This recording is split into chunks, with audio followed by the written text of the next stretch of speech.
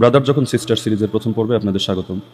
সম্প্রতি ব্রাদার রাহুলের সঙ্গে আমার যে প্রায় 2 ঘন্টা ব্যাপী পর্যালোচনা অনুষ্ঠান হয়েছে, এরপর আবার তার রিভিউ হিসাবে ব্রাদার যে 1.5 ঘন্টার দীর্ঘ লাইভ করেছে, সবগুলোতে তাকেও তাদের অনুসারীদের সবচেয়ে বেশি খুশি দেখা গিয়েছে সোনার চেইনের আলোচনা করতে গিয়ে।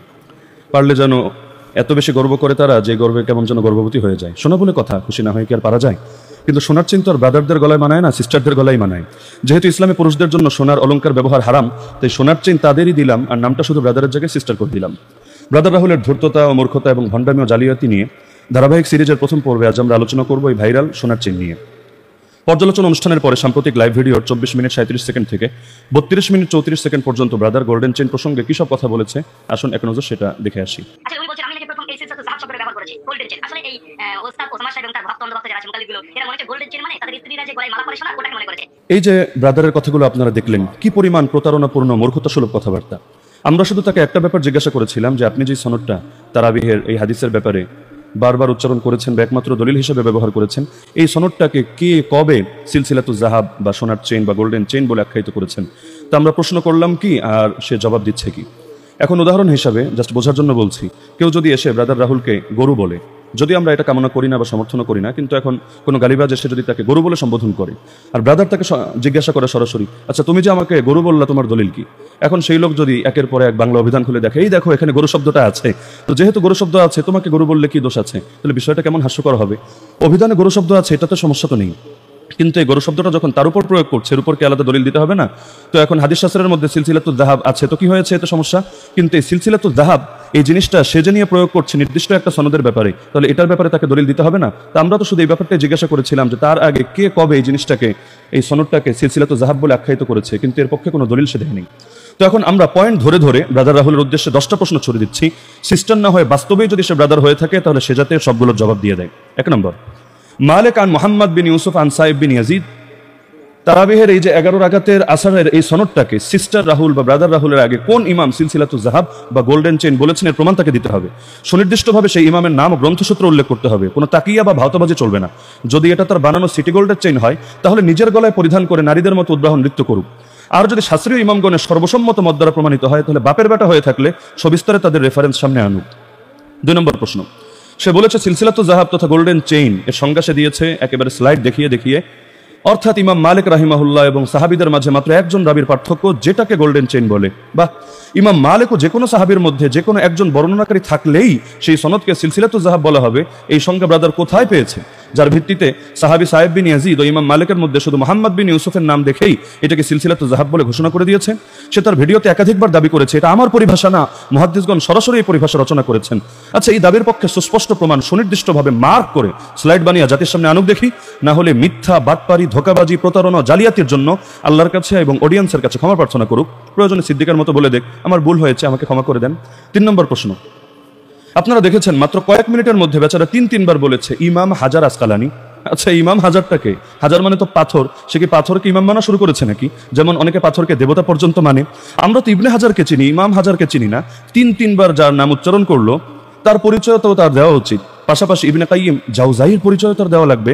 আমরা জাওজি ও জাওজিয়া নামে ব্যক্তি চিনলেও ইবনে কাইয়িম জাওজাউই, আবারও বলছি জাওজাউই নামে কাউকে তো চিনি না।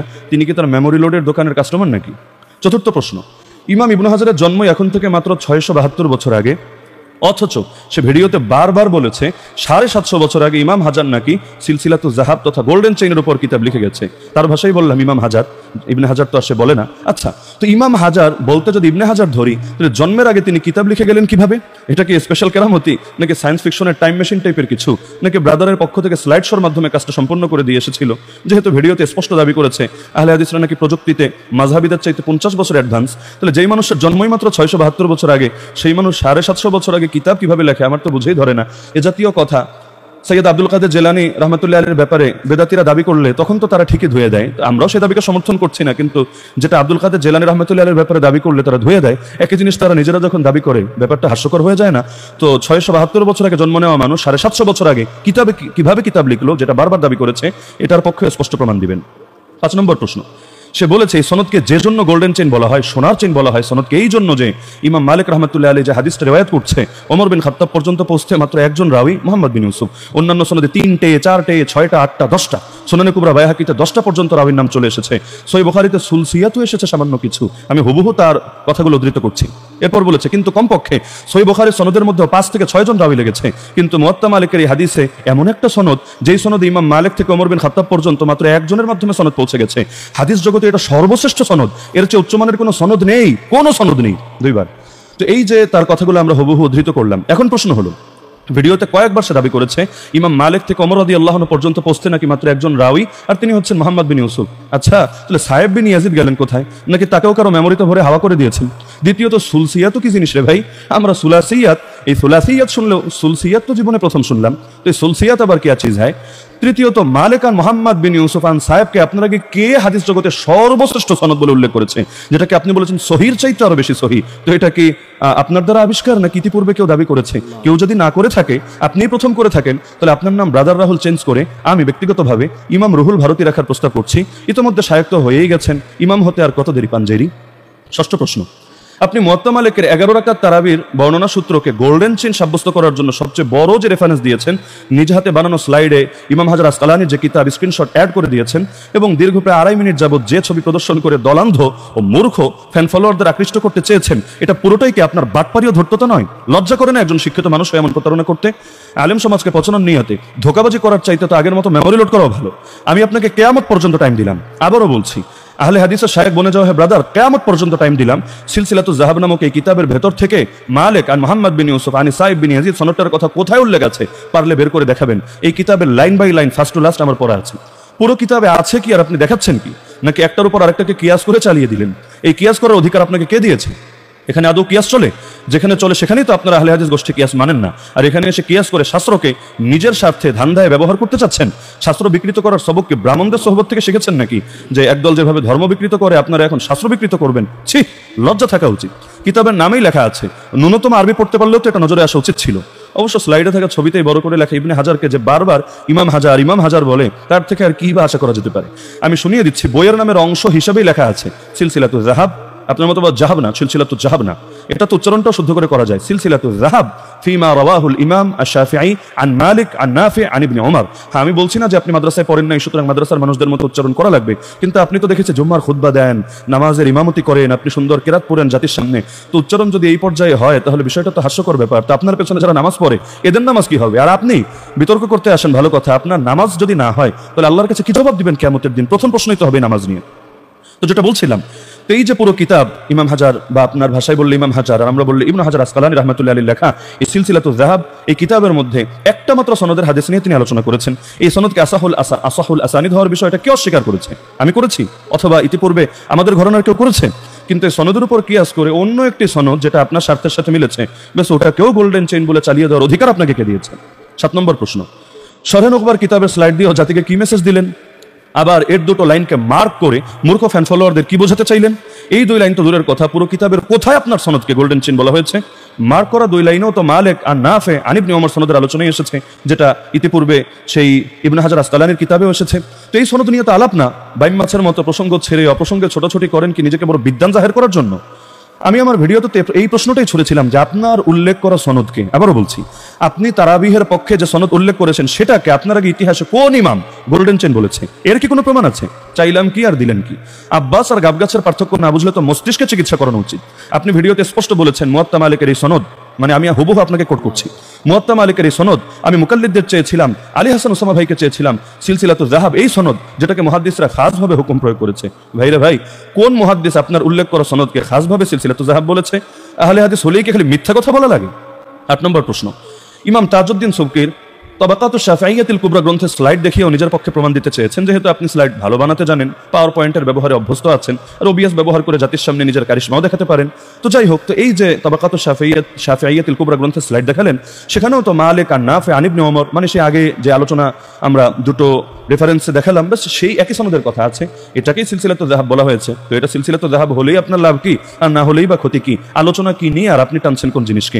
11 রাকাত তারাবির যে বর্ণনা দেখিয়েছেন, 11 রাকাত মানে আপনাদের ব্যাখ্যা অনুসারে 3 + 8 আর কি, সেটাকে সিলসিলাতুল যাহাব কে বলেছে? পারলেই প্রমাণ না দেখাবেন, কিন্তু তা না করে এদিকে সেদিকে এত স্লাইড কেন দেখাচ্ছেন? অবশ্য কি বা করবেন, দলান্ধদের তো মন কলা খাওয়াতে হবে, এখানে কি সেটাই করেছেন? না হলে 8.5 মিনিট চেঁচামেচি ও খিস্তি খেউর করে একটা দলিলও দেখাতে পারলেন না, ক্রেজি। 9 নম্বর প্রশ্ন, চতুর্থ যে স্লাইড দেখিয়েছেন মা সাহা মিন আসারি সাহাবা ফিল ফিকহ গ্রন্থ থেকে, সেখানেও পূর্বোক্ত ওই একই সনদকে সিলসিলাতুল যাহাব বলা হয়েছে।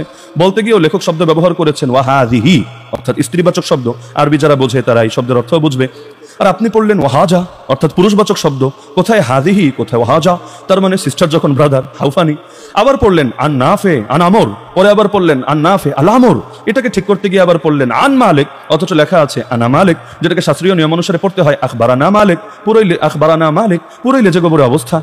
ওই যে আপনি ঈদের দিন যেমন শুভেচ্ছা জানিয়েছেন, প্রথমে লিখেছিলেন তাকাব্বালাল্লাহু মিন্না ওয়া মিনকুম, মানে আলিফ ছাড়া মিন্না ওয়া মিনকুম, পরে এটা নিয়ে অনেকে ভুল ধরলো, বেশ হাজার হাজার গালি খাওয়ার পর তারপর আপনি ঠিক করে লিখলেন তাকাব্বালাল্লাহু মিন্না ওয়া মিনকুম ওয়া সালিহিল আমাল, অর্থাৎ এখানে আবার একটা ওয়াও দিলেন বাড়িয়ে, এক ভুল থেকে বাঁচতে গিয়ে আবার নতুন করে আরো ভুলে পতিত হয়ে যাচ্ছেন, এরকমই এক অবস্থা এখানে এসে হয়েছে।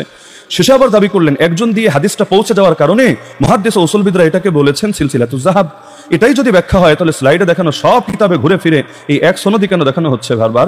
ইমাম মালিকের তো আরো অনেক সনদ আছে যেগুলো তো এক রাওয়ী দ্বারা রাসূল বা সাহাবী পর্যন্ত পৌঁছেছে, রাসূল পর্যন্ত না পৌঁছলেও সাহাবী পর্যন্ত পৌঁছেছে, তাহলে সেগুলোর কথা না এনে সব কিতাবে একটার কথাই সেই মালিক আর নাফে আন ইবনে ওমর এই সনদের কথা কেন আনছে?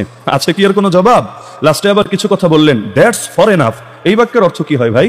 দ্যাটস এনাফ ফর ইউ বললেও চলতো, দ্যাটস ফর এনাফ এটা মানে কি? আবার আপনি আসিফ হুজুরের কাছে ইংলিশের ক্লাস আর জাহাঙ্গীর হুজুরের কাছে আরবির ক্লাস নিতে পারেন। 10 নম্বর প্রশ্ন, শেষে এসে একটু সবক পড়াই, এরপর চূড়ান্ত প্রশ্নটা করি। ইমাম বুখারী ও ইমাম ইরাকির মতে আসাহুল আসানিদ হলো মালিক আন নাফি আন ইবনে ওমর, যার পক্ষে আপনিও 4টা স্লাইড দেখিয়েছেন। ইমাম আহমদ বিন হাম্বল রাহিমাহুল্লাহর মতে আসাহুল আসানিদ হলো জুহরি আন সালেম আন ইবনে ওমর। ইমাম ইয়াহয়া ইবনে মাইন রাহিমাহুল্লাহর মতে আসাহুল আসানিদ হলো সুলাইমান আমাশ আন ইব্রাহিম আন নাখাই আন আলকামা আন আব্দুল্লাহ ইবনে মাসউদ। এমনকি আসাহুল আসানিদ নিয়ে শারহে নুকবার মধ্যে আলোচনা আছে, একাধিকটা সেখানে কোট করা হয়েছে। একইভাবে এটার উপর 1100 পৃষ্ঠা স্বতন্ত্র বই পর্যন্ত আছে আরবিতে।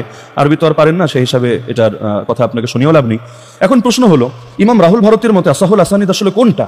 যদি বলেন মুয়াত্তায় বর্ণিত আপনার সেই তারাবিহের ব্যাপারে আসা 11 রাকাত হাদিসেরটা, তাহলে আপনার নাম গিনেস বুকে স্থান দেওয়ার জন্য আমি সুপারিশ করছি।